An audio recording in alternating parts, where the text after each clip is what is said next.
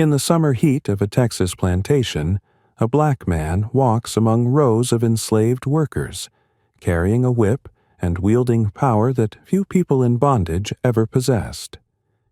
His name is Uncle Big Jake, and he occupies one of slavery's most complicated positions.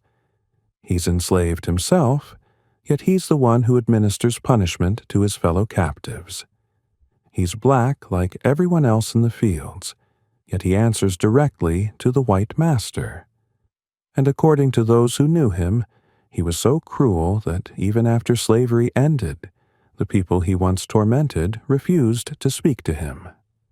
This is the story of a man caught in an impossible position, a story that reveals one of slavery's most insidious mechanisms for control and one of its most enduring moral complexities.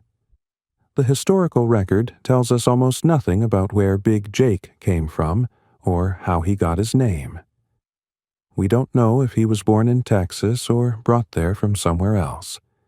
We don't know his age, his real name, or whether Big Jake was a nickname he earned or a title forced upon him.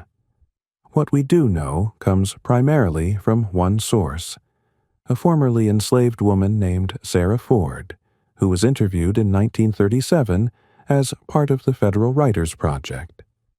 She was in her 80s by then, living in a small cottage on Clay Street in Houston, and when she talked about Big Jake, the pain in her voice carried across 7 decades. Her testimony is one of approximately 2,300 first-person accounts of slavery collected during the Great Depression, when the last generation of people who had lived under slavery were reaching the end of their lives. Sarah Ford was born around 1850 on the Kit Patton Plantation near West Columbia, Texas, in Brazoria County. This was sugar country, part of what historians call the Texas Low Country, where the concentration of enslaved people was the highest west of the Mississippi River. By 1861, more than 70% of the population in this region was enslaved, laboring on massive plantations that produced sugar, cotton, and enormous wealth for their white owners. The numbers are staggering when you consider them. In Brazoria County alone, there were 63 plantations before the Civil War. By 1860, Texas held 182,000 enslaved people, and a disproportionate number of them were concentrated in this southeastern region where the soil was rich and the climate was suitable for sugar cane. The Patton family had come to Texas from Kentucky in the early 1830s, part of Stephen F. Austin's Old 300 Colonists who settled Mexican Texas. They brought 12 enslaved people with them, a number that would grow to 83 by 1860. This growth was typical of plantation slavery. Enslavers increased their enslaved workforce through natural reproduction, through purchasing additional people from slave traders, and sometimes through the forced separation of families, when they bought individuals but not their relatives. The expansion of slavery in Texas was directly connected to its admission to the United States in 1845 and the constitutional protections that Texas provided to slaveholders. The Texas Constitution of 1836 had given extensive protection to slaveholders while imposing increasingly restrictive laws on free black people, including a decree that attempted to ban all free African Americans from remaining in Texas. The plantation that Big Jake would oversee was built by enslaved hands. They made bricks from the mud of Varner Creek and constructed a 2-story plantation house, a sugar mill with a double set of kettles, 18 slave quarters measuring just 12 feet by 12 feet each, a blacksmith shop, and a cotton gin. Think about those dimensions for a moment. 12 feet by 12 feet. That's 144 square feet, smaller than many modern bathrooms, and entire families were expected to live in these spaces. At the height of production, The enslaved workers at the Patton plantation produced 245 hogshead barrels of sugar. A hogshead barrel typically held between 700 and 1,000 pounds of sugar. Every brick laid, every cane stalk cut, every barrel filled represented the unpaid labor of people who owned nothing, not even themselves. Columbus Patton, known as Kit, was the master when Sarah Ford was born. The Patton family was well connected in Texas politics and society. Kit's brother William had served as aide-de-camp to Sam Houston during the Texas Revolution and was part of the group that guarded Antonio Lopez de Santa Anna after his capture at the Battle of San Jacinto. Santa Anna was actually held briefly at the Patton plantation, adding a strange historical footnote to the property's history. The Pattons were part of Texas's founding elite, families who had taken advantage of Mexican land grants and then fought to make Texas independent precisely so they could maintain and expand slavery without Mexican restrictions. But Kit Patton's life took a strange turn in the early 1850s. He had entered into a relationship with an enslaved woman named Rachel, and their arrangement violated every social norm of the antebellum South. Rachel had been brought to Texas in 1833 by Austin S. Tyler of Hickman, Kentucky, and was left with members of the Patton family. She was likely born around 1814 or 1820 in Kentucky, making her roughly Kit's contemporary. What began as the typical exploitation of an enslaved woman by her owner evolved into something that looked, at least on the surface, different from the usual pattern of sexual abuse and concubinage that characterized so many plantation households. Rachel lived in the plantation house with Kit, ran the household, and exercised authority over the other enslaved people. She had her own horse and buggy. She sat among white congregants at the Methodist Church in Columbia. She had accounts at local stores where she could purchase fine dresses, drapes, and other luxury items, paying with cash or trading meal, meat, and butter from the plantation. The enslaved people on the plantation had to call her Miss Rachel. Neighbors who testified later during court proceedings compared Rachel and Kit's relationship to that of husband and wife. This was unprecedented, shocking, and deeply threatening to white society. It suggested that the boundaries between white and black, free and enslaved, could be breached, and that terrified people who depended on those boundaries being absolute. This was not a romantic love story, however much it might appear that way in some accounts. Rachel was enslaved. She could not legally consent to any relationship with Kit. She could not leave. She could not make independent choices about her life.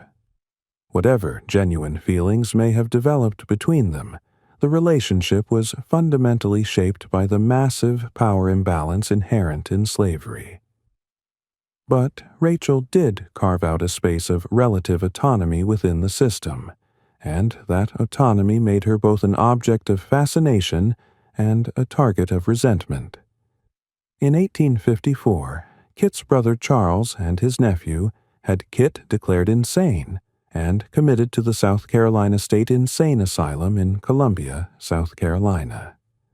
Whether this was purely revenge for his relationship with Rachel, or whether Kit genuinely suffered from mental illness remains debated, but historical evidence suggests both factors were at play. Medical records indicate he had a brain tumor that caused erratic behavior and vision problems. But the timing of his commitment, coming after years of family conflict over Rachel, suggests that his relatives saw an opportunity to remove him from power and reassert control over the plantation and its substantial assets. Kit died in the asylum on September 26, 1856, and when his will from 1853 was discovered, it created enormous controversy because it left a stipend of $100 per year to Rachel and 3 other enslaved people, allowed them to choose where they would live among Patton family properties, and stipulated they should not be hired out to others. Charles Patton took control of the plantation after Kit's commitment. One of his first acts was to remove Rachel from the plantation house and send her to work in the cotton fields.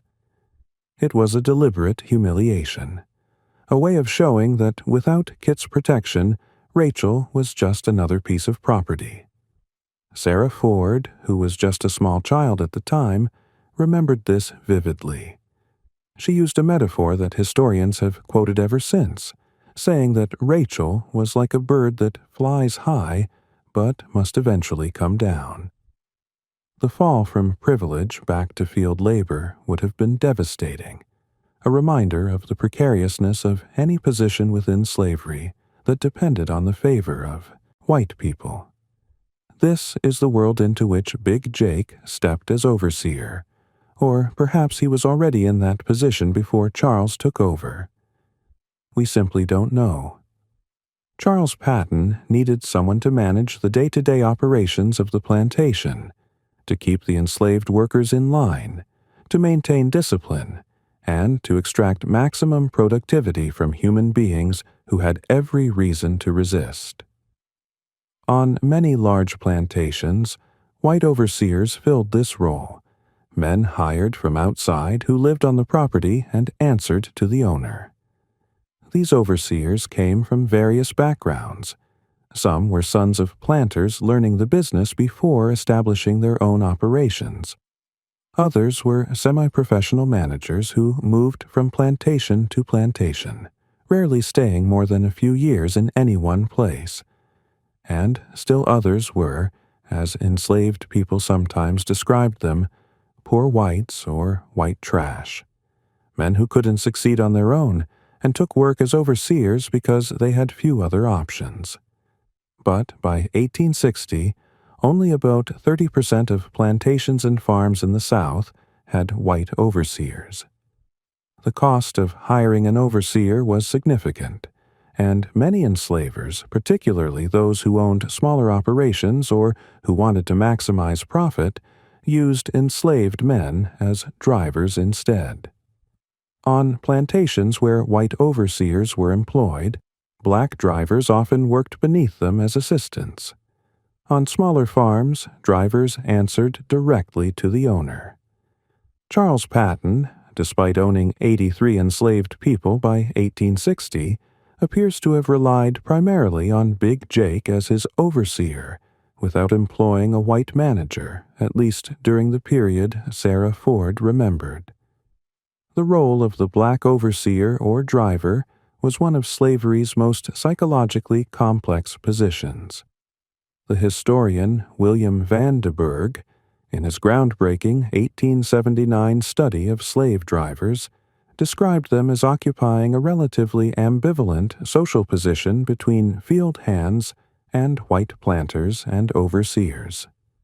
The position originated in 17th century South Carolina, where seasoned enslaved people supervised the field labor of newly arrived Africans, by standing behind them and literally driving or coercing them to perform their new duties. By the 19th century, the role had expanded significantly. Depending on the size of the plantation, there could be multiple levels: the head driver or overdriver, the underdriver, and foremen who directed specific task gangs. Drivers had diverse responsibilities that went far beyond simply cracking a whip.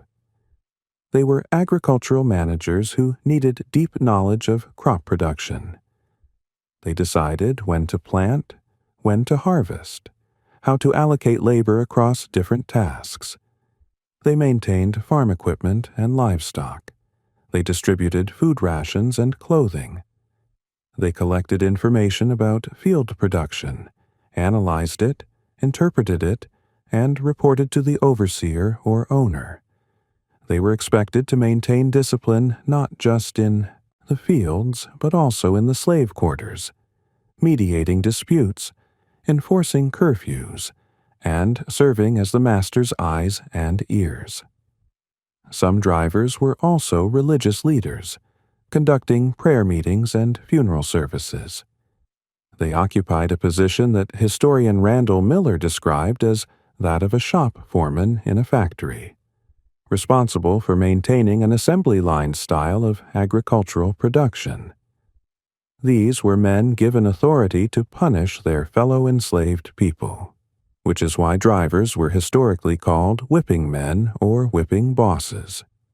The commercial agricultural South was dominated by a single crop economy that required an extremely regimented workforce, rigid discipline, and high productivity to meet planters' financial goals. Drivers were the mechanism through which that discipline was enforced on a daily basis. They were typically drawn from the ranks of the most experienced field hands, usually older men with well-established reputations for competence and apparent loyalty. They were often physically imposing figures. Former enslaved people interviewed decades later described drivers they remembered as great big men, large, tall black men, burly fellows severe in the extreme. They were outfitted with symbols of authority, high leather boots, greatcoats, top hats, and always the whip. The system was designed to create a buffer between white owners and black workers, to make enslaved people police themselves. It was a form of psychological warfare as much as physical control. By elevating some enslaved people above others, by giving them privileges and power, enslavers created divisions within enslaved communities. They created situations where people who should have been united in resistance against slavery were instead turned against each other. They created the possibility for some enslaved people to achieve a measure of security and status by enforcing the system's rules on others. And they insulated themselves from the daily violence required to maintain slavery by having other enslaved people administer much of that violence. Some drivers used their position to protect their fellow enslaved people as much as possible. They would assign lighter work to the elderly, sick, or pregnant. They would set work quotas that were demanding but achievable rather than impossible. They would warn people when the master or overseer was approaching. They would report smaller infractions than actually occurred or minimize the severity of problems. They would moderate punishments, finding ways to appear to follow orders while actually limiting harm. These men walked a razor's edge, trying to maintain enough favor with the white master to keep their position while not completely alienating the people they supervised. It was an act of constant negotiation, requiring intelligence, strategic thinking, and courage. Some were remarkably skilled at it, managing to earn the trust of both the master class and the enslaved community, or at least avoiding the complete hatred of either group. But Big Jake was not one of these men. According to Sarah Ford's testimony, Big Jake used his position not to moderate the system's cruelty but to amplify it. She described him as being black like the rest of the enslaved people, but so mean that she suspected the devil had made him overseer in hell long ago. This wasn't just a child's fear talking. Sarah was remembering decades later as an elderly woman, and her assessment of Big Jake's character had not softened with time. He worked the enslaved people from early morning until night, pushing them through the brutal labor of sugar production under the unrelenting Texas sun. Sugar was one of the most punishing crops in the antebellum South, often considered more deadly than cotton. The work was back-breaking, dangerous, and required intense labor during specific seasons. Enslaved people had to prepare fields, plant cane stalks, cultivate the growing crop, and then harvest during a narrow window when the cane reached optimal sugar content. Harvest season was particularly brutal. Workers cut the tall cane stalks by hand, stripped the leaves, and transported massive quantities of cane to the sugar mill where processing had to happen quickly before the cane spoiled. In the mill, enslaved people fed stalks into crushing rollers powered by mules or steam, an operation where hands and arms could be caught and crushed. They boiled the extracted juice in massive kettles, heated to extreme temperatures, stirred the boiling liquid, and worked in conditions where the heat was overwhelming and the danger of being scalded was constant. The kettles at the Patton plantation were arranged in a double set, suggesting an operation designed for maximum production. Historical accounts from sugar plantations across Louisiana and Texas describe workers laboring 18 to 20 hours per day during harvest season, sustained by minimal food and driven by the constant threat of punishment. The work killed people through exhaustion, through accidents with machinery, through scalding, through heat stroke and dehydration. Sugar plantations had among the highest mortality rates for enslaved people of any agricultural operation in the South. And this was the system that Big Jake enforced, the work he drove people to perform regardless of their physical state or capacity. Big Jake's preferred method of punishment reveals the depths of cruelty that the system could produce. When an enslaved person disobeyed, failed to meet work expectations, or simply drew his ire, Big Jake would drip hot grease onto their backs. This wasn't the quick pain of a whipping, though he administered plenty of those too. This was prolonged torture, the kind that caused deep burns and left permanent scars, both physical and psychological. The grease would have been animal fat, likely kept liquid in a pot over fire. The sensation of having this poured slowly onto bare skin would have been excruciating, each drop a new point of agony. After burning someone with hot grease, he would then whip them, adding trauma to trauma, and finally chain them in solitary confinement in what was probably called the stockhouse or jail, a small building on many plantations where enslaved people who were being punished were locked away, sometimes in stocks that held their feet or hands in place. Big Jake would leave them there without food for 3 days. These weren't spontaneous acts of rage. They were calculated, systematic punishments designed to break the spirit and terrify anyone else who might think about resisting. The use of hot grease as a punishment method was not unique to Big Jake. Historical records from sugar plantations in the Caribbean document overseers throwing enslaved people into vats of boiling cane juice, or burning them as punishment. In an 1879 debate in the British Parliament about the abolition of slavery, William Wilberforce recounted an incident where an overseer threw an enslaved person into boiling cane juice, and the victim died 4 days later. The overseer's only punishment was being dismissed from his position and having to replace the enslaved person he had killed. The practice of using heat and burning as punishment was part of a broader repertoire of torture methods designed to cause maximum suffering while theoretically preserving the enslaved person's ability to work afterward. Sarah Ford's father, Mike Mitchell, was one of Big Jake's particular targets, and understanding why requires understanding the psychology of drivers and the kinds of enslaved people they saw as threats. Mike was a tanner by trade, a skilled position that gave him knowledge and capabilities beyond field labor. He had been brought to Texas from Tennessee and sold to the Patton family by a slave trader, which meant he had already experienced the trauma of being separated from whatever family and community he had known before. He was part Native American, and, according to Sarah, this was visually apparent in his lighter skin color. In the complex racial hierarchies of the antebellum South, mixed race-enslaved people sometimes faced both privileges and particular animosities.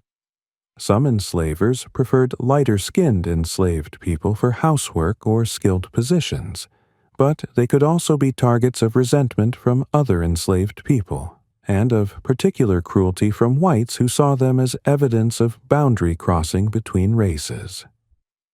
Most significantly, Mike had what Sarah called spirit. He refused to be broken. He refused to internalize the dehumanization that slavery tried to impose. And he refused to accept his status as property, running away repeatedly despite the risks and the punishments that would follow if he was caught. For men like Big Jake and Charles Patton, this kind of resistance was intolerable. It threatened the entire system. If one enslaved person could successfully defy the plantation's control, others might follow. The combination of Mike's mixed-race heritage and his repeated escapes made him a symbol of everything Big Jake was supposed to suppress. Mike was extraordinarily skilled at escaping. Sarah remembered that he came and went almost as he pleased, sometimes staying away for up to a year at a time. Think about what this means in practical terms.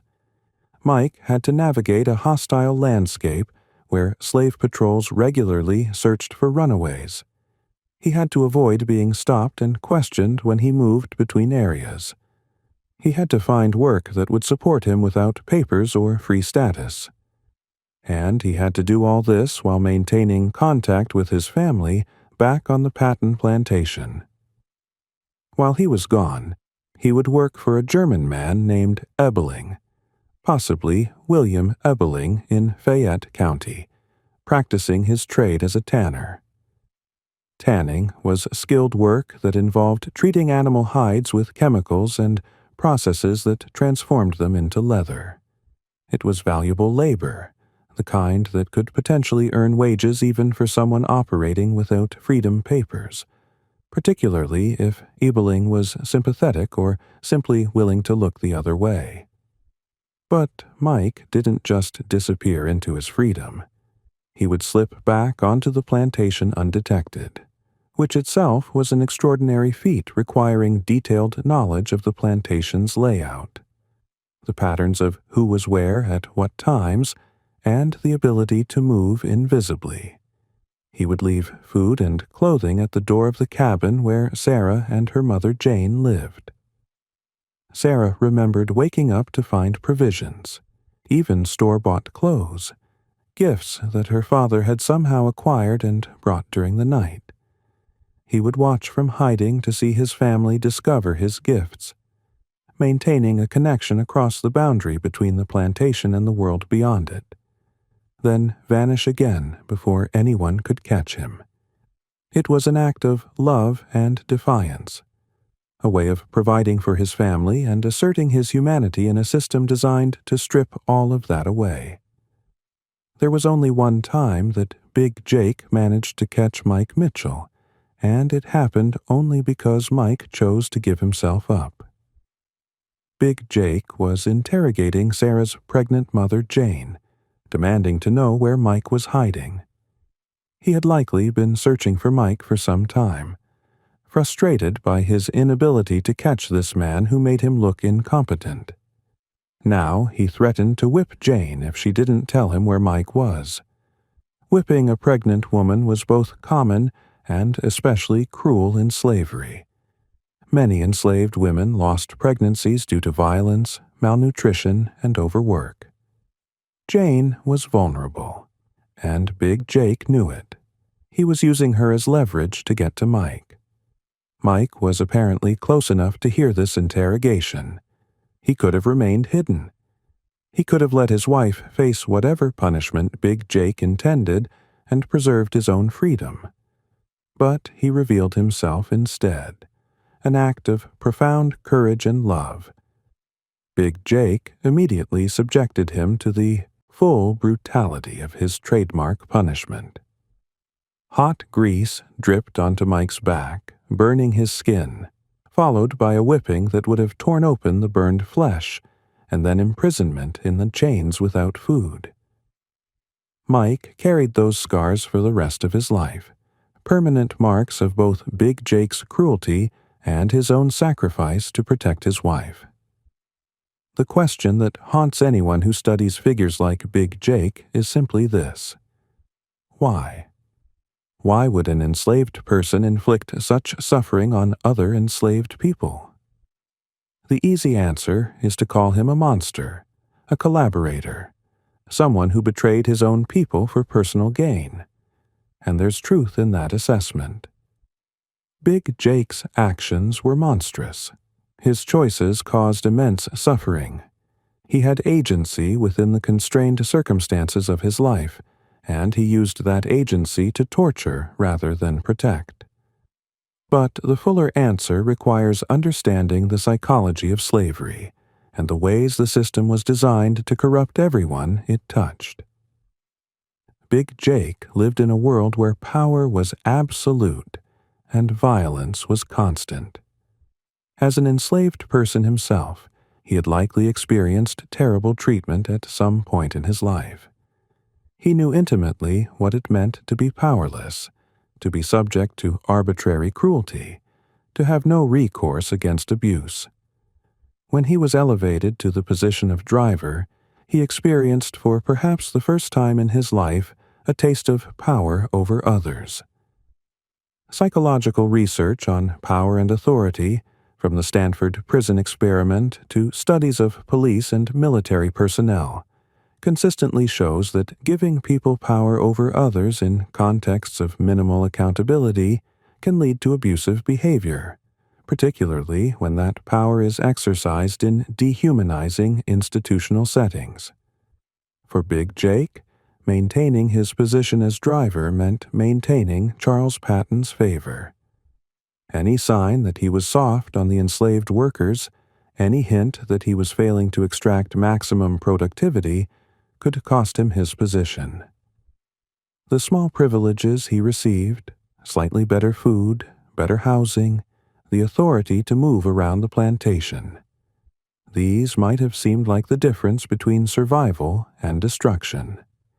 In the zero-sum game of plantation slavery, Big Jake may have calculated that his own survival required crushing those below him.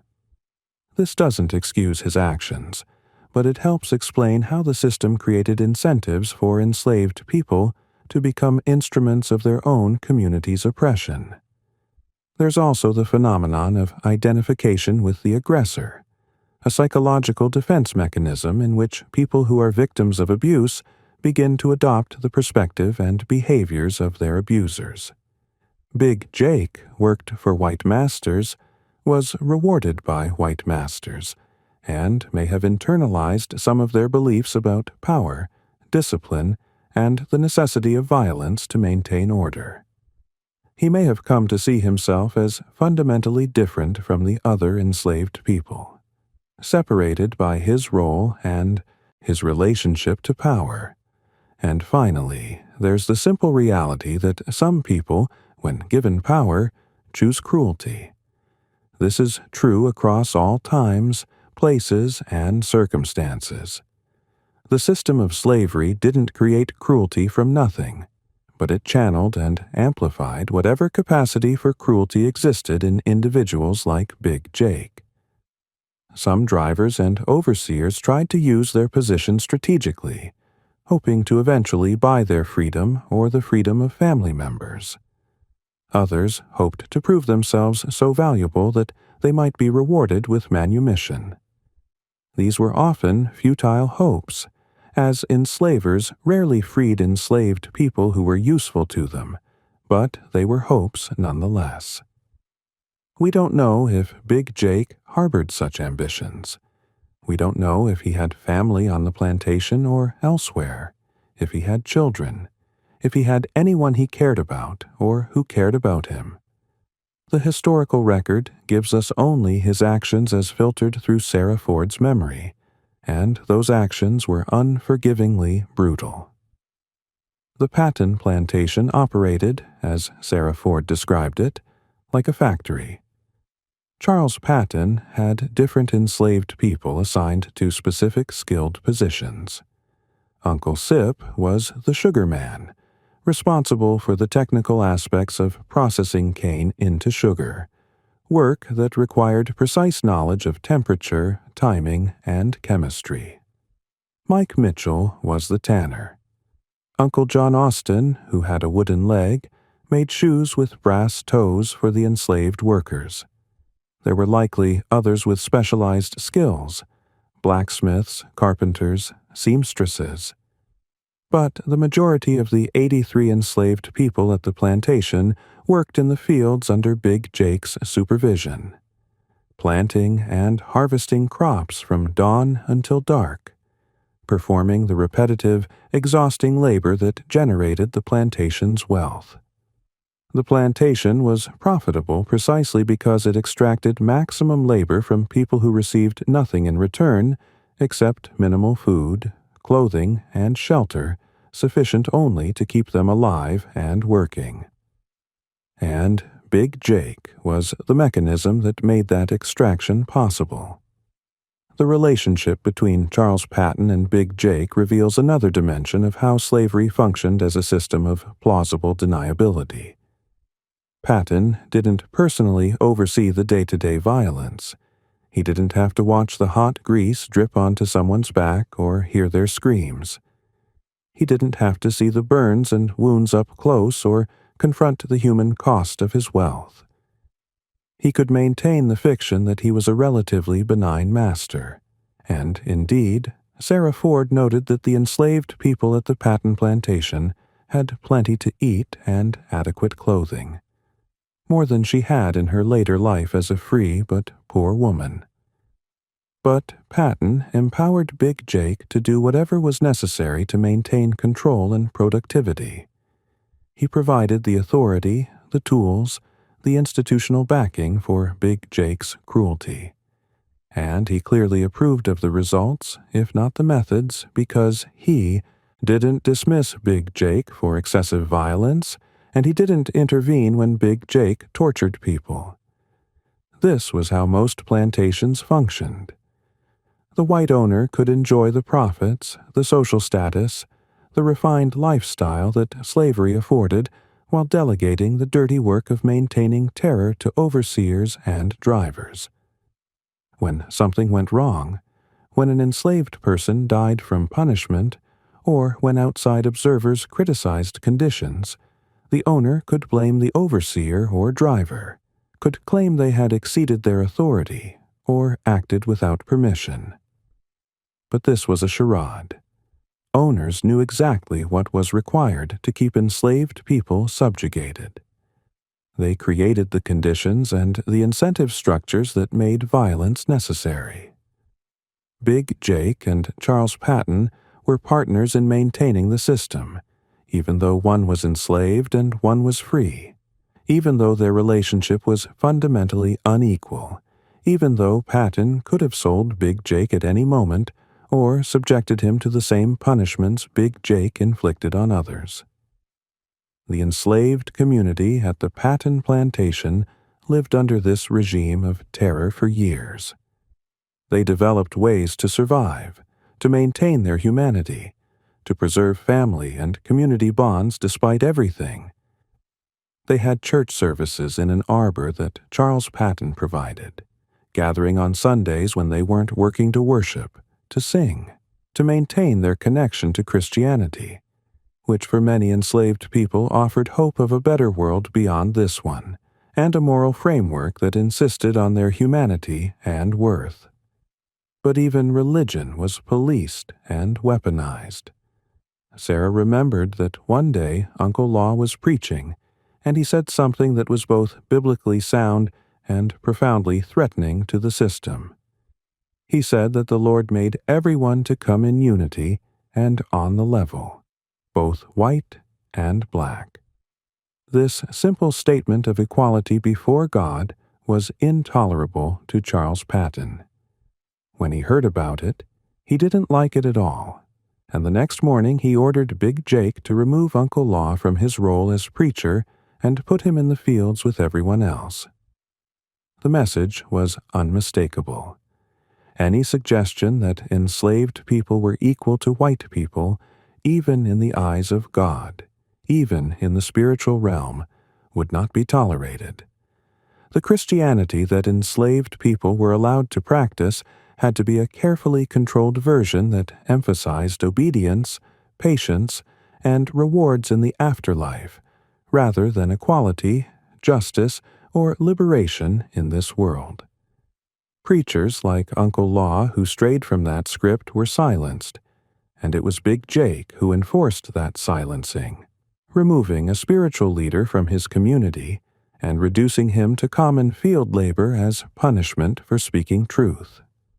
When the Civil War came in 1861, Texas was deeply invested in slavery and joined the Confederacy with enthusiasm. The state's leaders made clear that they were fighting to preserve slavery. Texas provided troops, supplies, and cotton to the Confederate cause. But for enslaved people in Texas, particularly those in the interior regions far from the coast, the war seemed distant, fought mostly in states far to the east.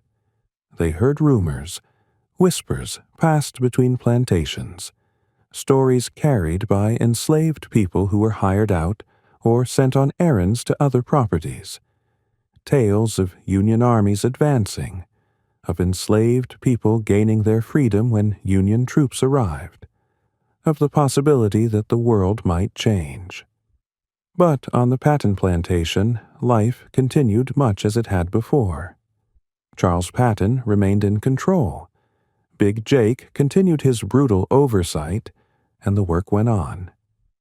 If anything, conditions may have worsened during the war years as plantation owners pushed for greater production to support the Confederate war effort, or to stockpile wealth against an uncertain future.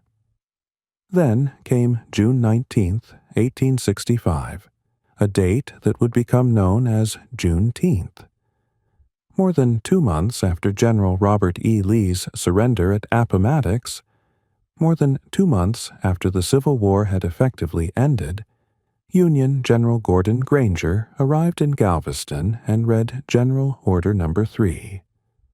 The order stated clearly that all enslaved people in Texas were free, that they had equal personal and property rights with their former owners, and that the former relationship between master and slave was dissolved. The news spread slowly through Texas, traveling by word of mouth from plantation to plantation, carried by Union soldiers, by freed people, by anyone who heard and understood what had happened. Sarah Ford remembered hearing about freedom through the grapevine first, the informal communication network that enslaved people had developed to share information despite white attempts to control what they knew. Then Union soldiers came to the Patton plantation and told both the enslaved people and Charles Patton that slavery was over, that the formerly enslaved people were now free. Sarah called this moment the coming of the bright light. It's a powerful metaphor.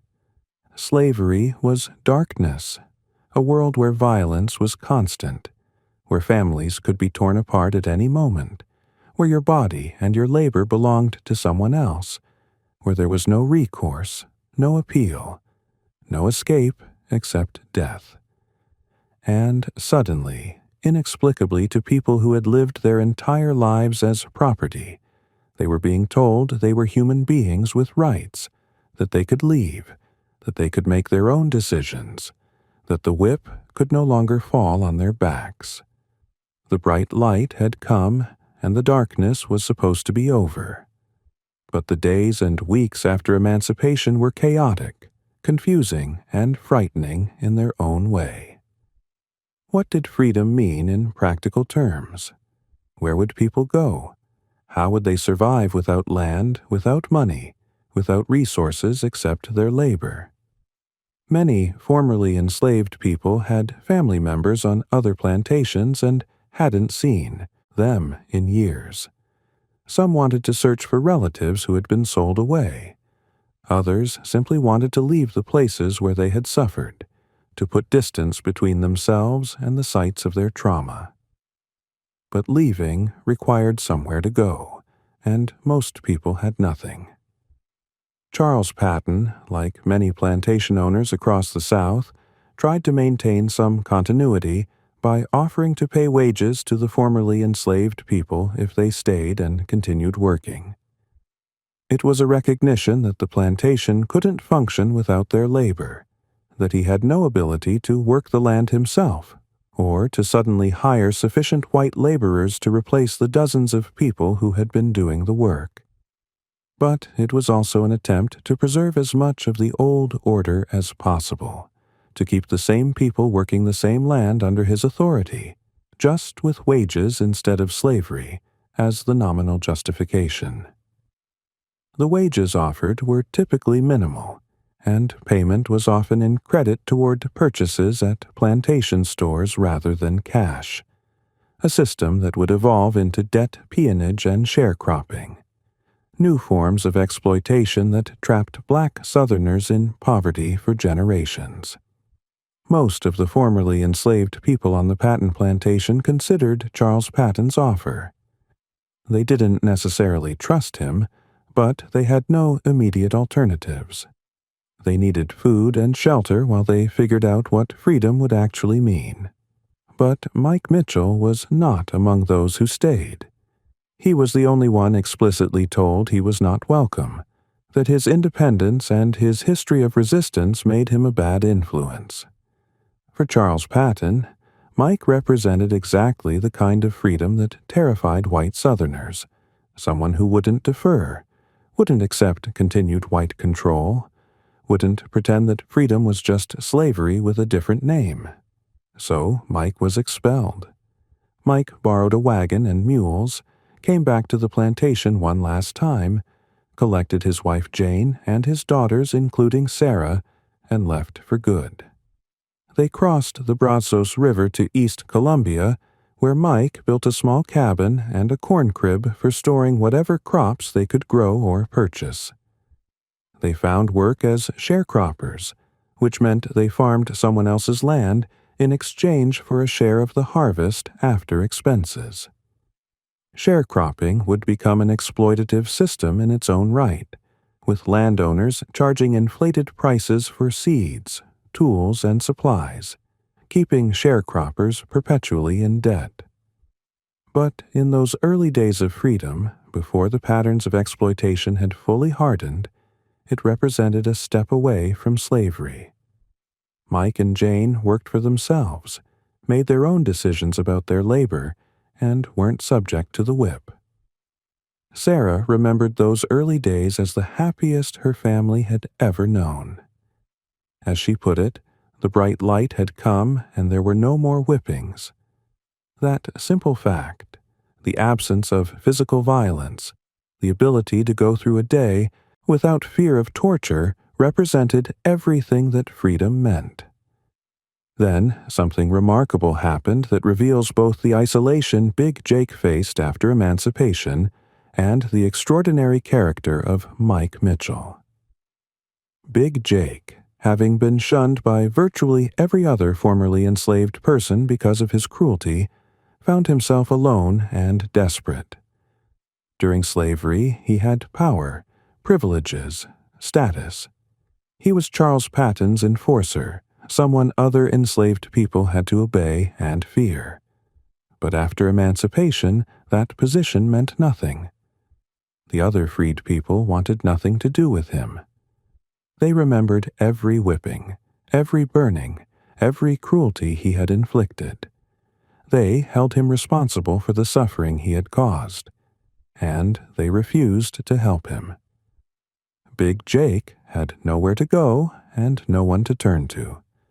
So he made his way across the Brazos River to East Columbia, somehow learned where Mike Mitchell had settled, and begged for a place to sleep. Mike had every reason to turn him away. Big Jake had tortured him, had burned his skin with hot grease, had whipped him and left scars Mike would carry forever. Big Jake had terrorized Mike's family, had threatened Mike's pregnant wife, had represented everything evil about the system that had oppressed them. The just response, The understandable response would have been to refuse, to let Big Jake experience the isolation and vulnerability he had inflicted on others for so many years. But Mike made room for Big Jake in his corn crib, giving him shelter.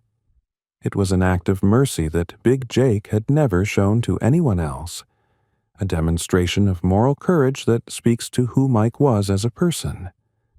Mike had maintained his humanity through slavery, despite everything the system had tried to do to him. He had risked his life repeatedly to escape, to provide for his family, to assert his freedom. And now, in freedom, he extended compassion to a man who had been his tormentor.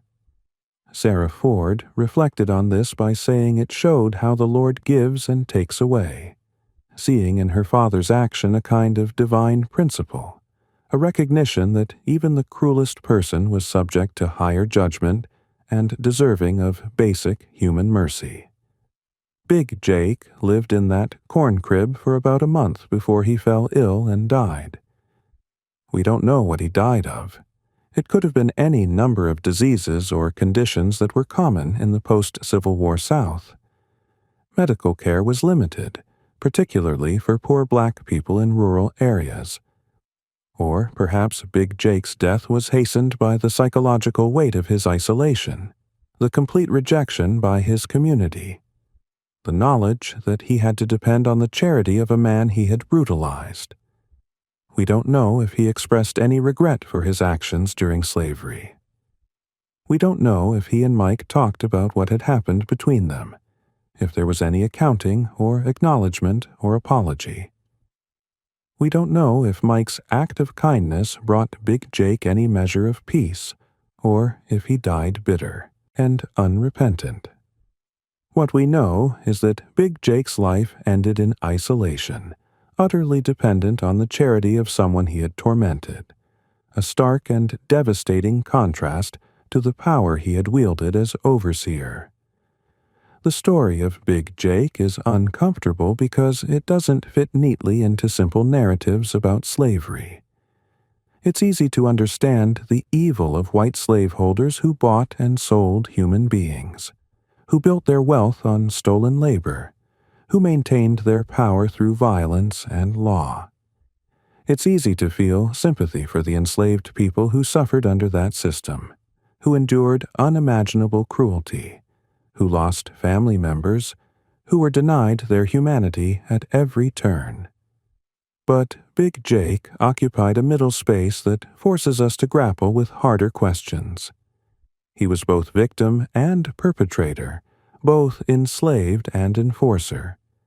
His story reveals how slavery corrupted everyone it touched, how it created incentive structures that turned people against each other, and how it gave some enslaved people just enough power to become oppressors themselves, while never giving them actual freedom.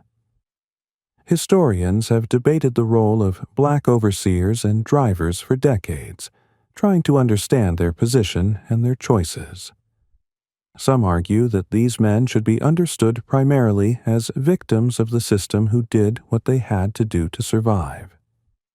They emphasize the impossible situation drivers faced, caught between white masters who demanded violence and productivity, and enslaved communities who wanted protection and mercy.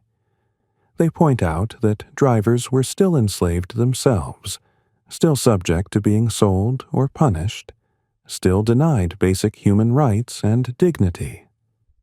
From this perspective, judging drivers like Big Jake for their actions is unfair because it fails to account for the constrained circumstances in which they operated and the ways the system forced them into positions where any choice was terrible.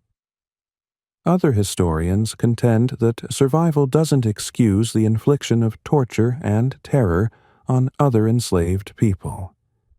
They argue that drivers had choices within their circumstances, that some drivers used their position to protect people while others chose cruelty, and that we must hold individuals accountable for their actions, even while acknowledging systemic constraints.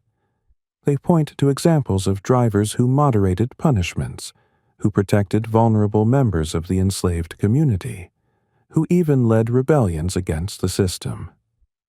From this perspective, Big Jake made choices to inflict maximum suffering, choices that went beyond what was strictly necessary for survival, and those choices caused immense harm that shouldn't be excused or minimized.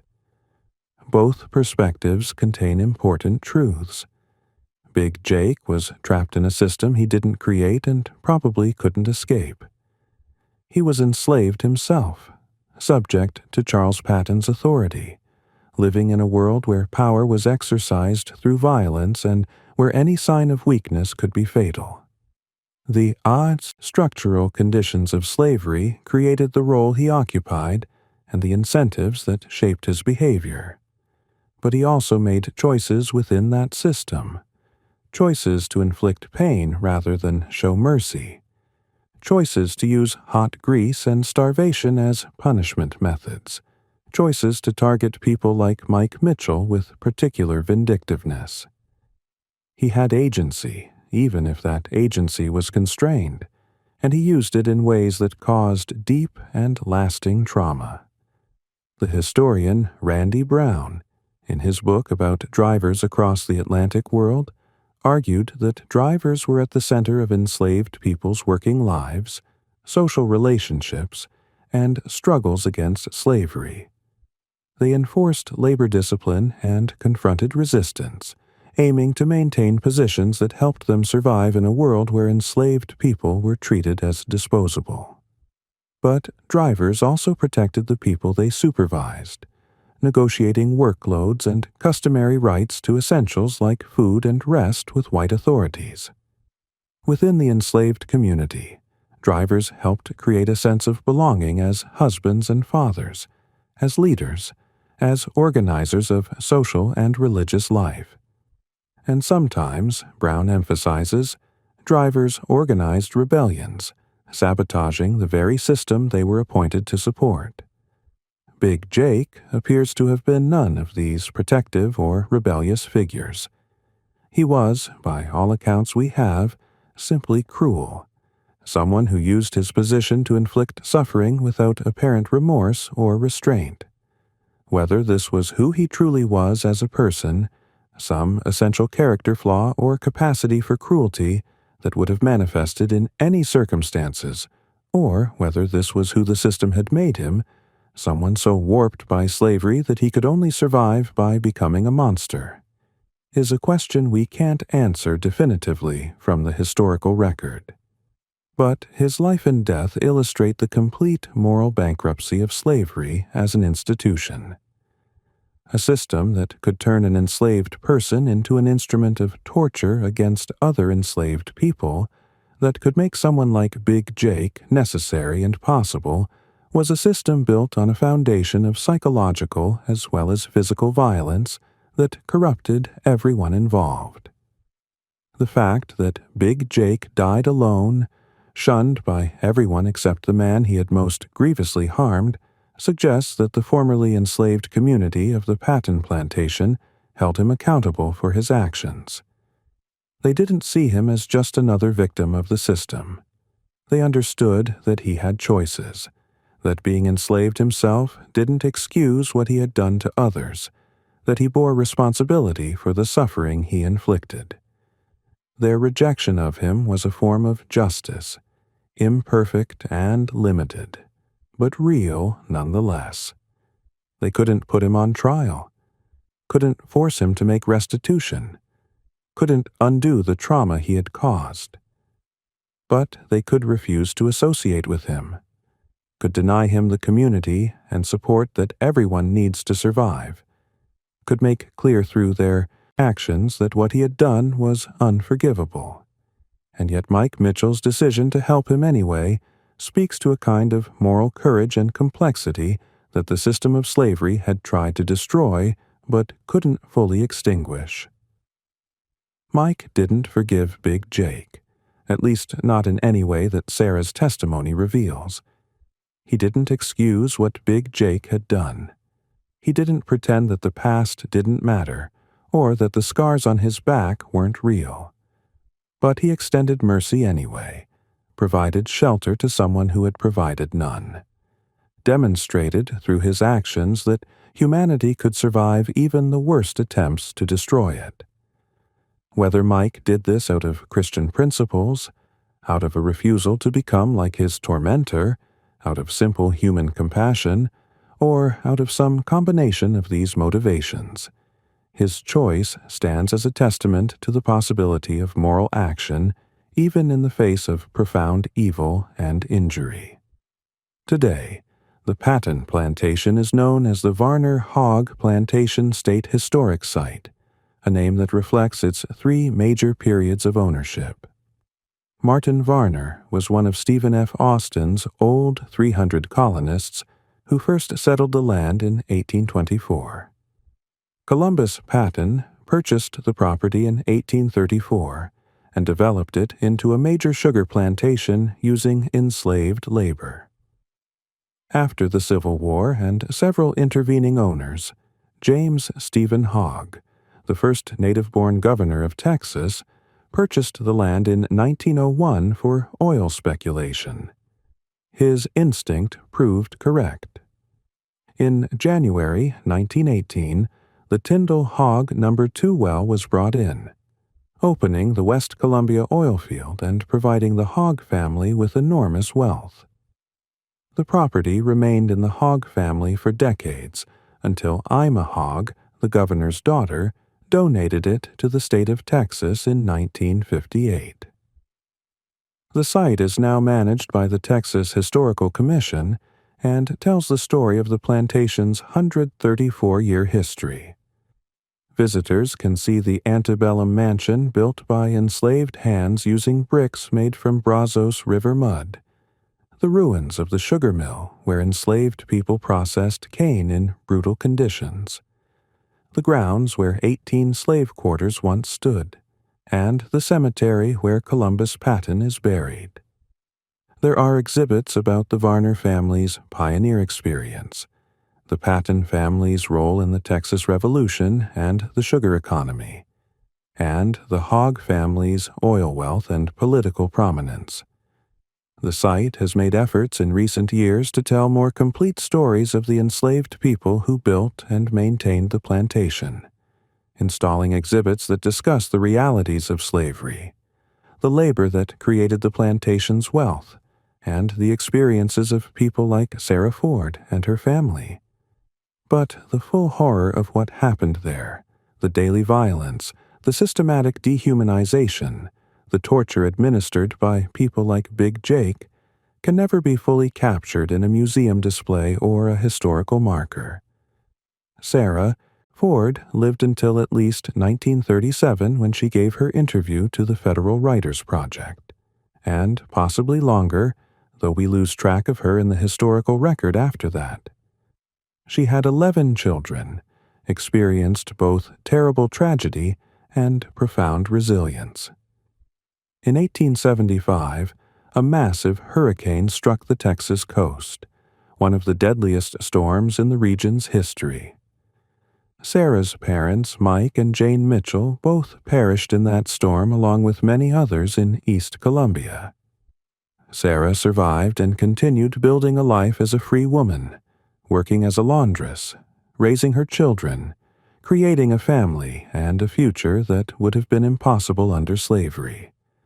When she sat down with an interviewer in her small cottage on Clay Street in Houston in 1937, she was willing to talk about the past, to share her memories of slavery and emancipation, to speak honestly about figures like Big Jake and the complex dynamics within enslaved communities. Her testimony is one of the most important we have about slavery in Texas, not just because of what she remembered about daily life on the plantation, about food and clothing and work, but because she spoke honestly about the moral complexities of slavery, about how the system created situations where enslaved people could become oppressors of other enslaved people, about how someone like Big Jake could exist and what his existence meant.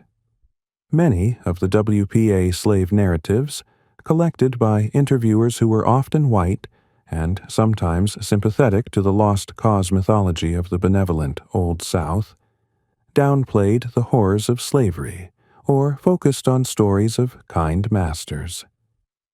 But Sarah Ford didn't soften the truth. She talked about the whippings, about the hot grease, about the fear and the suffering, and she also talked about the bright light of freedom and what it meant to live without terror. The story of Big Jake challenges us to think about complicity and resistance, about how systems of oppression function not just through force from above, but through the co-option of some of the oppressed themselves. It asks us to consider what we might do in situations of impossible choice, when survival seems to require participating in someone else's suffering. These are not comfortable questions. They don't have easy answers. But they're essential if we want to understand how slavery worked as a system, and how its legacy continues to shape American society. Slavery didn't just rely on white violence against black people. It also relied on turning black people against each other, on creating hierarchies and divisions within enslaved communities, on giving some people just enough power that they would help maintain the system that oppressed them all. Big Jake's name was meant to inspire fear during slavery, and it did. Children like Sarah Ford grew up terrified of him, knowing that any infraction could bring his special brand of torture. Adults like Mike Mitchell lived with the constant threat of his violence, knowing that resistance could mean hot grease and starvation. But after emancipation, that same name became a mark of shame, something that isolated him from his community and left him dependent on the mercy of those he had tormented. His life was shaped by forces beyond his control, born into or brought into slavery, placed in a position where violence was expected and rewarded, living in a system that corrupted everything it touched. But he made choices within those circumstances that caused immense suffering, choices that left scars on bodies and souls that never fully healed. In the end, Big Jake died as he had lived, in bondage not to a legal system of slavery that had been abolished, but to the psychological and moral corruption that slavery had produced. He couldn't escape what he had been or what he had done. The power he had wielded during slavery vanished with emancipation, leaving him with nothing but the hatred and fear he had inspired. And perhaps that's the final tragedy of his story, that the system of slavery didn't just steal freedom and inflict physical suffering, it also corrupted souls, destroyed the possibility of human connection, and left people like Big Jake with nothing when the system finally collapsed. He had power during slavery, but he died alone and unmourned. Mike Mitchell was terrorized during slavery, but he died as he had lived in freedom, surrounded by family, his humanity intact, his moral courage undiminished. The bright light that Sarah Ford spoke of, the light of freedom, illuminated both the best and worst of what people could become under slavery's shadow. It revealed people like Mike Mitchell, who maintained their dignity and compassion despite everything. It revealed people like Big Jake, who became instruments of cruelty. And it revealed the fundamental truth that slavery was a system designed to destroy everyone it touched, whether enslaved or free, whether victim or perpetrator. In remembering Big Jake, we remember not just the cruelty he inflicted, but the system that made such cruelty possible, profitable, and even necessary. His story is a warning about what happens when human beings are given power over other human beings, in contexts where one group is defined as property and another as owner, where violence is the primary tool of control, and where survival seems to require the complete abandonment of moral principles. Under such conditions, everyone is corrupted, everyone is diminished, and the wounds last for generations long after the legal institution has ended, long after the plantations have become museums, long after the last people who lived through slavery have died and left us only their testimonies to remember them by.